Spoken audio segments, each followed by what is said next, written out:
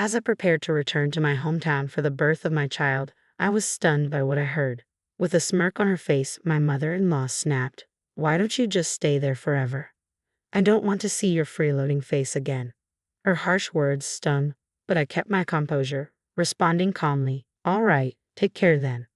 My name is Michelle, and I'm a 32-year-old professional. For the past 3 years, I've been in a relationship with Kevin, which began at a party over our shared love of music.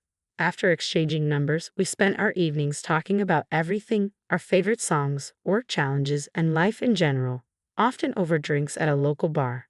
Time with Kevin always flew by, and it wasn't long before we became a couple. I'd never been happier. Despite our busy careers, we cherished our weekends together. Knowing I'd see Kevin at the end of a long week motivated me to work harder and stay productive. Our relationship had a profound impact on my life, boosting my career as Kevin offered both support and inspiration. After a year together, we made a significant decision. We moved in with each other, both serious about our future and starting to talk about marriage. Living together brought us closer, helping us understand each other's quirks and daily habits. Now, a year into cohabitation, my desire to marry Kevin is stronger than ever, and I've been eagerly waiting for him to propose, sensing he's just waiting for the right moment. Then, one evening, Kevin invited me to dinner at a fancy restaurant. It wasn't a special occasion, but something felt different. Maybe tonight was the night. I arrived after work, feeling a mix of nerves and excitement. As soon as I saw him, I noticed Kevin seemed even more anxious than I was. Oddly enough, his nervousness calmed me, and his awkward greeting made me chuckle. As we made our way through dinner, Kevin's tension was impossible to miss. Finally, after the main course, he softly said, "Michelle." His eyes locked onto mine with a seriousness that made my heart race. "You're the most wonderful person I've ever known, and I want to cherish you forever. I hope you feel the same about me. Will you marry me?" He presented a ring as he spoke. My response was immediate and filled with joy. Yes, I couldn't wait to start our life together. Our engagement filled me with happiness, but soon reality kicked in.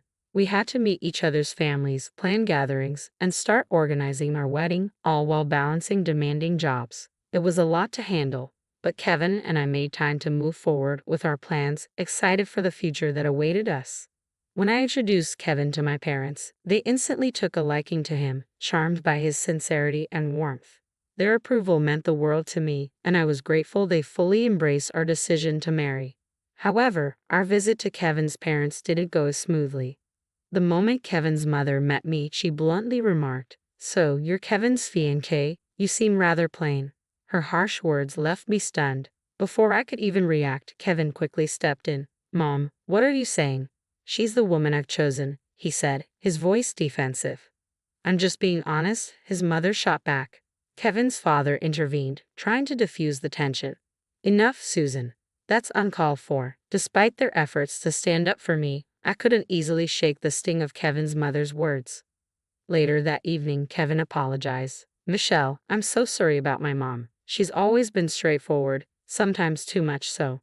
Honestly, it's never sat well with me either," he admitted, surprising me with his candidness. "Please don't let her words get to you. If she ever steps out of line after we're married, just tell me. I'll take care of it," he promised, his sincerity easing my worries. From the start of our relationship, Kevin had always shown a protective side, and even now, as we navigated the difficult introduction with his family, he stood by me. But as we approached an upcoming family gathering, I couldn't shake my anxiety. I feared that Susan might not only disrespect me but also my parents.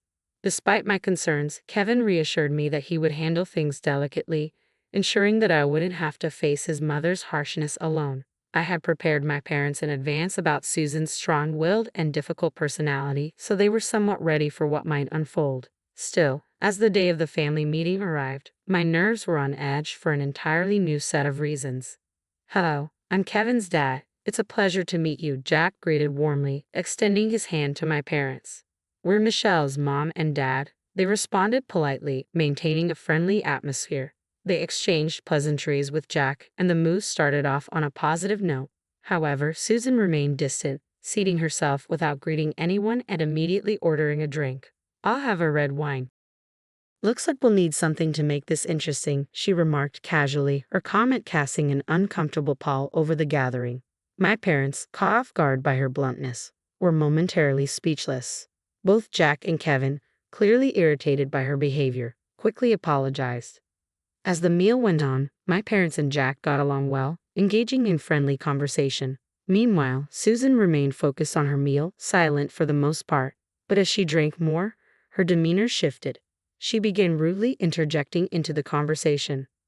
A government job may be stable, but the pay's nothing to brag about. Kevin's marrying into such boring people, she blurted out, her tone dripping with disdain. The tension grew as she became more disruptive, her remarks cutting deeper. If they have kids, they'll probably be just as dull, she added, pushing the limits of decorum. At that, Jack had had enough. That's enough, he said sternly, his voice full of anger. You need to leave now. Reluctantly, Susan stood, muttering under her breath about how she was just being honest as Jack escorted her outside and arranged for a cab to take her home. When he returned, both he and Kevin apologized profusely for her behavior, clearly embarrassed by the way the evening had unfolded. I was thankful we had reserved a private room. Susan had proven to be a bigger challenge than anticipated. At our wedding, however, she was noticeably more reserved, likely due to Jack's stern warning that she had to behave impeccably or face serious consequences. He had even hinted at divorce if she embarrassed them again. Thankfully, she held back, and the wedding proceeded flawlessly, much to my relief. With that, Kevin and I began our married life with great enthusiasm. Our relationship was wonderful, filled with happiness and a sense of partnership. We shared household responsibilities equally, making sure neither of us felt overwhelmed.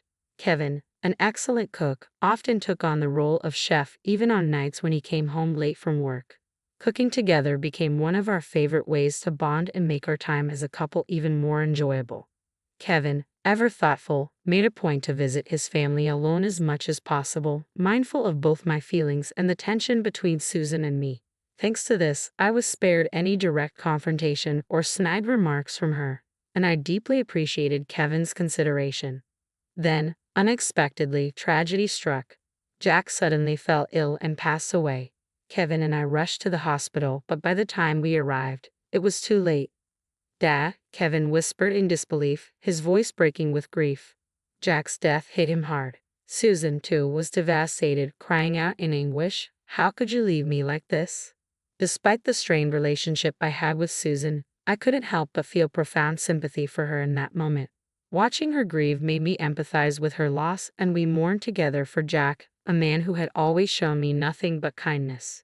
In the days that followed, Kevin and I became deeply involved in the funeral arrangements, navigating our own sadness while trying to support each other. Kevin took the lead, organizing the proceedings, and I did everything I could to be by his side. I did everything I could to support Kevin during this challenging period. The funeral went smoothly, and it felt like we had given Jack a fitting farewell. Gradually, life began to return to its usual rhythm. It took time, but Kevin and I eventually adjusted to life without Jack. Kevin seemed especially determined to move forward, embracing a renewed sense of purpose. Just as we were finding our new normal, an unexpected challenge arose. One day, Susan appeared at our doorstep, catching us completely off guard. "Kevin, please, I need help," she said, her voice uncharacteristically soft. "Mom, what's wrong?" Kevin asked, clearly disturbed by her unusual demeanor. She sighed, her tone tinged with vulnerability. "Since your father passed, I've been feeling so terribly lonely. Nothing feels the same, nothing tastes right. I just wanted to see the faces of my only family, my son and his wife." Her words struck a chord, and her desperation was palpable. "Could I stay with you for a little while? I feel like I'll be crushed by loneliness if I'm left alone any longer," she pleaded. Kevin and I were taken aback by her request. We hesitated, unsure, but Susan seemed so fragile that we doubted she had the energy to be hostile toward me. We reasoned that a short stay wouldn't be harmful, so we agreed to let her stay.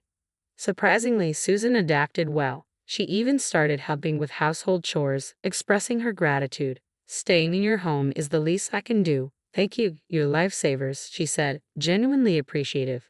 Both Kevin and I appreciated her efforts, and life seemed manageable, even pleasant. However, after about 5 months, Susan slowly began reverting to her old ways. One day, she casually remarked, "Michelle, aren't you planning to quit your job? Isn't it normal for wives to stop working?" Signaling a return to her previous behavior.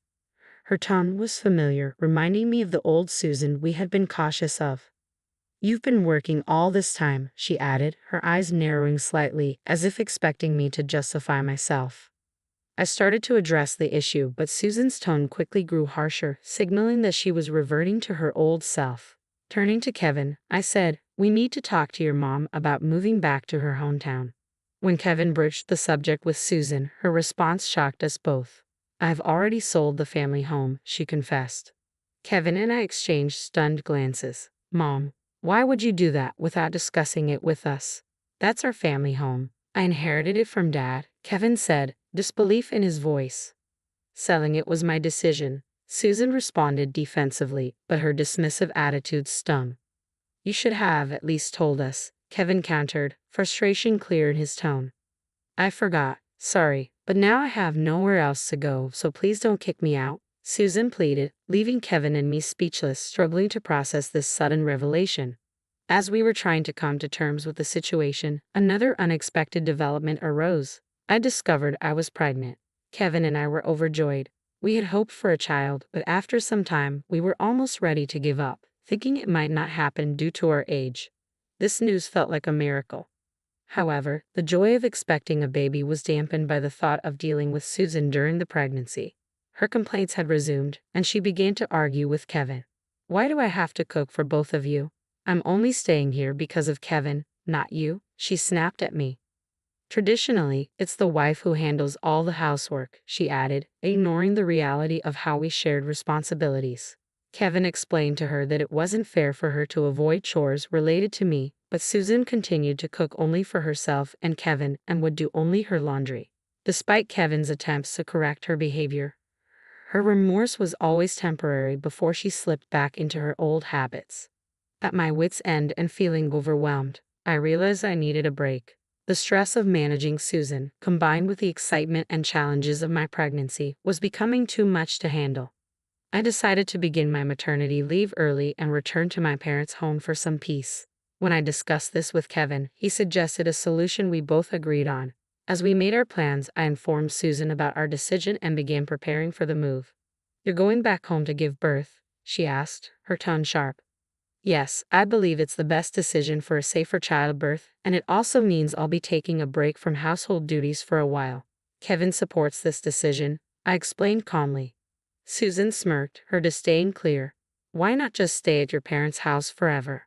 I don't want to see your parasitic face around here anyway. I bet even Kevin's had enough of you. Don't bother coming back to this house," she sneered.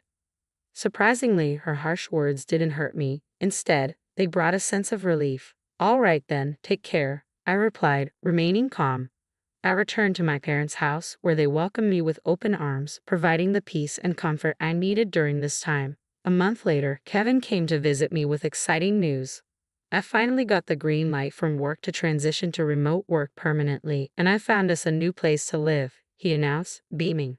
"That's fantastic," I exclaimed, overjoyed. Kevin had rented an apartment close to my parents' home, making it easier for us to start our new life together. He also terminated the lease on the place Susan had been staying in and finalized our move to the new apartment. Susan, clearly unsettled by these developments, called me in a panic. "Hey, Michelle, where are you?" "I went to the house, and it's empty." "I'm at our new place with Kevin," I responded, keeping my tone steady. "New place? Where?" Susan's voice sounded frantic, her urgency palpable. "I'll let you know in time, but the lease on that house is canceled and everything has been moved out. I can't stay there anymore," I explained, emphasizing the fresh start Kevin and I were making. "So, Kevin's really cutting ties with me? He doesn't want to talk to me anymore?" she asked, her voice cracking with emotion. "Yes," I replied gently. "We're starting fresh somewhere else." I added, trying to make Susan understand the finality of our decision. "So, you were just pretending to be nice to stay here, huh? This was your plan all along," she accused sharply. "You couldn't make any money from selling the house Jack left you, right?" "How did you find out?" I asked, surprised by her knowledge. "You were telling the neighbors how frustrated you were that the house your husband left had no value, and then suddenly it was up for sale. People just can't keep quiet about things like that. Give me Kevin back. I'm his mother, so I have the right to live with him," Susan demanded. As I've said before, he doesn't want to see you, and I won't pressure him into something he's uncomfortable with. I replied calmly. Susan's temper flared. Who do you think you are, acting all high and mighty when you're just a broke, freeloading, plain wife? That's not a nice thing to say, I responded evenly. But it's true, she snapped. Well, I don't think our paths will cross much in the future, so it doesn't concern me, I continued calmly. But let me clarify something. Alongside my full-time job, I also have a side gig. In fact, I earn more than Kevin. Oh, really? What's this side gig? Susan asked skeptically. I initially studied web design, so I've been taking on projects in that field. With both my full-time salary and freelance work, I'm bringing in about $10,000 a month, I explained. What? That much? Susan was clearly taken aback by my financial situation, not expecting that the wife she had underestimated was earning more than she could have imagined. But none of this concerns you, I continued. Kevin has cut ties with you, and I'll be distancing myself even further. Wait a minute, if you're making that kind of money, maybe you could lend me a hand? Susan suggested hopefully. I didn't hesitate. I ended the call and blocked her number. It was a relief to expose Susan's true intentions and leave her feeling regretful. Knowing I wouldn't have to deal with her again brought me a sense of peace. Susan was now completely out of the loop about our lives. She didn't know where my parents lived or where I worked. With Kevin working from home and our new address kept private, the chances of her finding us were incredibly slim. We later learned through the grapevine that Susan had always had a problem with overspending. Any inheritance left by Jack had quickly dwindled to nearly nothing. She had tried to sell the house but only received low offers, which further compounded her financial difficulties. Despite these setbacks, her old habits persisted. A neighbor from our old neighborhood contacted Kevin, sharing that Susan's spending habits had changed. She relied heavily on payday loans, which had plunged her deeper into debt. She had even resorted to asking neighbors for loans, though without any success, worsening her financial woes. It seemed like karma was finally catching up with her. Meanwhile, Kevin and I were living a peaceful life, blissfully free from any disruptions from Susan. We split our time between our new home and my parents' place as we prepared for the arrival of our child. With the baby on the way, we were excited about the future and looked forward to nurturing our family and cherishing every moment together. This newfound peace was something we treasured deeply, knowing the chaos that had once surrounded us was finally behind us.